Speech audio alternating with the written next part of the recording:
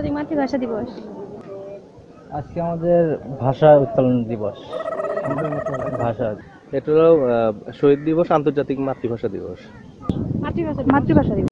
Hello বন্ধুরা, কেমন আছেন সবাই? আশা করি ভালো আছেন। আমি ড্রিমলেস থেকে নাইমুল পিয়াল।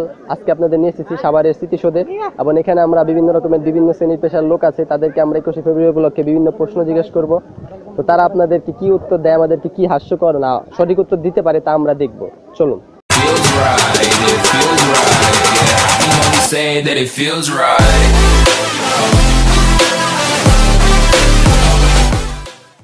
আচ্ছা, আজকে তো 21শে ফেব্রুয়ারি। 21শে ফেব্রুয়ারি কি দিবস? আন্তর্জাতিক মাতৃভাষা দিবস। আজকে আমাদের ভাষা উত্তোলন দিবস। ভাষা এটা হলো শহীদ দিবস, আন্তর্জাতিক মাতৃভাষা দিবস। মাতৃভাষা দিবস।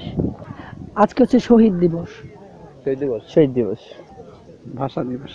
ভাষা দিবস। আন্তর্জাতিক মাতৃভাষা দিবস। আচ্ছা, এই দিনে কি হয়েছিল? এই দিনে ভাষা শহীদদের স্মরণ করা হয়। কি হয়েছিল এই দিনে? এখানে আমাদের ভাষা উত্তোলন করা হয়েছিল। বাংলা ভাষা আমাদের উত্তোলন করা হয়েছিল।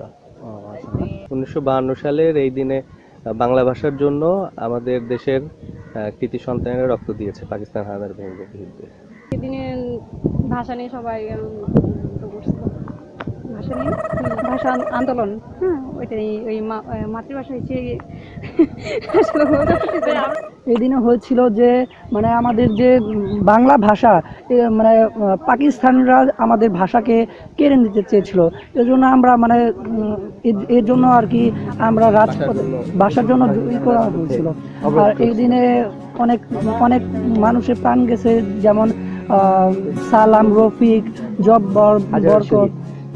এই দিনে বাংলা ভাষাকে করার জন্য, উর্দু ভাষাকে রাষ্ট্রভাষা পরিচালনা করার জন্য করছিল পাকিস্তানিরা, তখন তার প্রতিবাদে বাঙালিরা ঝাঁপিয়ে পড়ে।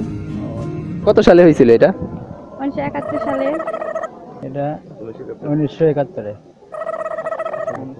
না, কত? হ্যাঁ, আপনি বলেন তো। 1971 সালে। 1952 সালের 21শে ফেব্রুয়ারি।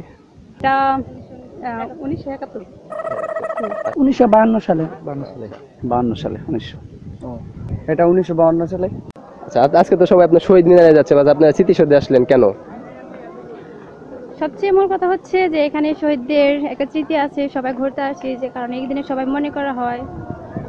এটা আসলাম, আমাদের ওটা একটু দূরে হয়তো, এজন্য আমরা এখানে একটু আনন্দ করতে আছি। আমরা ওখানে যাইতে পারি না বলে যাই, এখানে এসে আমরা আনন্দ করতেছি। আসলে সাভারে শহীদ মিনারের যেটা হলো যে শহীদ মিনারের ফ্যাসিলিটিটা কম, এই জন্য হলো যে এখানে উন্মুক্ত জায়গা। আমাদের এরকম কোনো শহীদ মিনার নাই আর কি, যদি হইতো তাহলে। না, সাভারে এই জায়গাতে একটু কম আর কি। এই মাতৃভাষা তাই সে কারণে। আর এই দিনটা আসলে অনেক ভালো, ঠিক আছে, ভালো লাগে। আমরা তো স্টুডেন্ট, ফুল টুল দিয়ে এখন আর কি আমরা একটু টাইম স্পেন্ড করতে। দূর দূরান্তে হয়, ছোট বাচ্চা কাচ্চা নিয়ে যেটা সম্ভব না, যার জন্য একটা খোলামেলা অন্তত যে একটা জায়গায় যাই। ভাই ওখানে তো গেছি সকালে, খালি পায়ে ফুল অর্পণ করছি শহীদের পায়ে। অবশ্য এখন আইছি আমরা ঘুরতে এখানে আর কি, জাস্ট এটাই। এখনো যদি ভাষা আন্দোলন শেষ না হতো তাহলে আপনারা কি করতেন? যেহেতু আমাদের কর্তব্য এটাকে শেষ করতে হবে, আমরা আন্তর্জাতিক মাতৃভাষা দিবস, এটাকে আমরা নতুন প্রজন্মে যে আছে তারা শেষ করতে চাবে, যেটুকু পর্যায়ে বাকি আছে, অথচ আমরা করতে চাই যেভাবে আমাদের দেশ ডিজিটাল বাংলাদেশ পরিণত হতে পারে। এখন আমরা চেষ্টা করতাম যে আরো যেন ভালো হয়, বা ভালোভাবে আন্দোলন করতে, আর ভালোভাবে কথা বলতে পারবো, ভালো বাংলা ভাষায় কথা বলবো, আমাদের আনন্দ লাগবে। এই আন্দোলন করতাম মাতৃভাষার জন্য, জীবন দিতে পারতাম কিনা, কিন্তু হলো চেষ্টা করে যেতাম।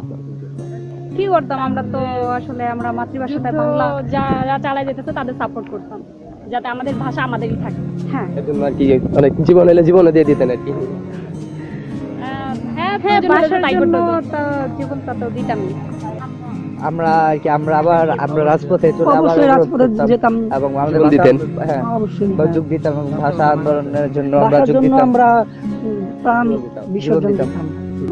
এখন কি আর করা হচ্ছিল, সবাই যা করতো আমি সেই দিকে ধাবিত হইতাম আর কি। অবশ্যই চেষ্টা করতাম, মানে আমার মন যেটা চায়, যেটা আর কি সত্য বলতে কি, আমার যেটা স্বাধীনতা আমি পাবো, যেটা আমার মনের মানে অনুভূতিটা আমি প্রকাশ করতে পারবো, সেটার জন্য আমি সবসময় স্ট্রাগল করে যাবো, এটাই আর কি আমার যেটা ধারণা আর কি।